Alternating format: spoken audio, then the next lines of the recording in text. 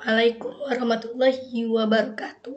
Perkenalkan, nama saya Aseta Tiara Karmatul Jannah dengan NIM C0312211002 dari kelompok 1 pada praktikum histologi prodi kedokteran hewan 2022. Pada kesempatan kali ini saya akan memaparkan tugas mind mapping tentang siklus sel, interfase, dan mitosis. Sebelum memaparkan materi, saya di sini meminta maaf karena suara saya tidak mendukung dikarenakan sedang sakit. Pada pembelahan sel, terdapat 4 fase tahap pembelahan mitosis.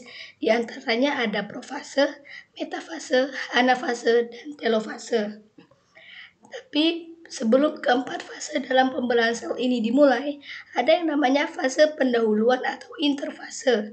Interfase ini juga sering disebut dengan persiapan pembelahan sel.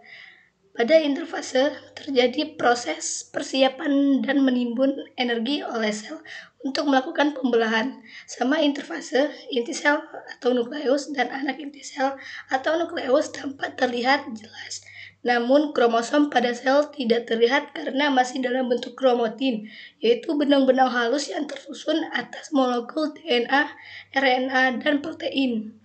Tahap interfase terbagi menjadi 3, yaitu fase G1.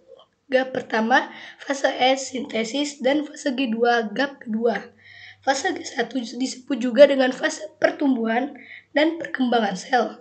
Hal ini ditandai dengan berkembangnya sitoplasma, organel sel, serta sintetis bahan-bahan yang akan digunakan untuk fase berikutnya, yaitu fase S. Pada fase S, terjadi replikasi atau duplikasi DNA sebagai materi genetik yang akan diturunkan kepada sel anak, sehingga nantinya akan dihasilkan buah salinan DNA. Fase terakhir yaitu fase G2, replikasi DNA telah selesai. Terjadi peningkatan sintesis protein sebagai tahap akhir persiapan sel untuk melakukan pembelahan.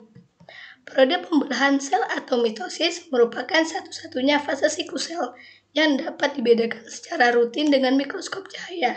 Selama mitosis, sebuah sel induk membelah dan masing-masing dari kedua sel anak mendapatkan seperangkat kromosom identik dengan induknya. Proses mitosis dibagi menjadi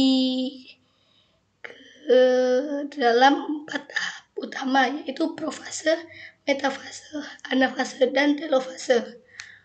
Profase. Kita masuk ke tahap awal pembelahan sel, yaitu profase.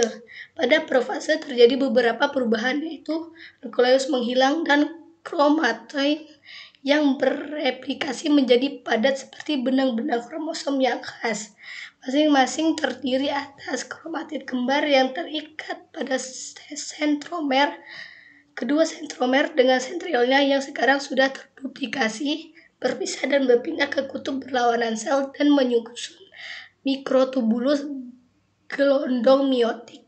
Pada akhir profase, lamin dan membran inti dalam interfosforilisasi menyebabkan kompleks pori ini dipecah dan disebabkan dalam vesikel membran sitoplasma.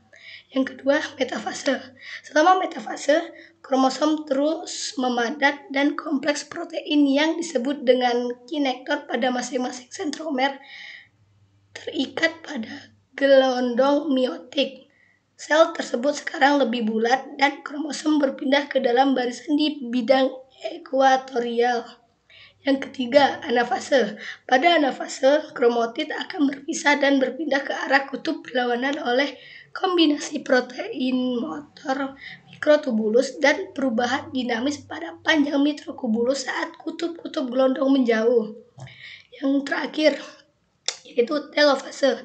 Pada telofase terjadi hal-hal berikut, yaitu kedua kromosom berada pada kedua kutub gelondong dan mulai kembali menjadi keadaan kurang padat.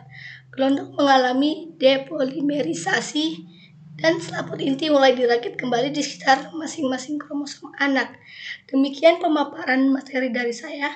Lebih dan kurangnya mohon dimaafkan. Wassalamualaikum warahmatullahi wabarakatuh dan terima kasih sudah menonton.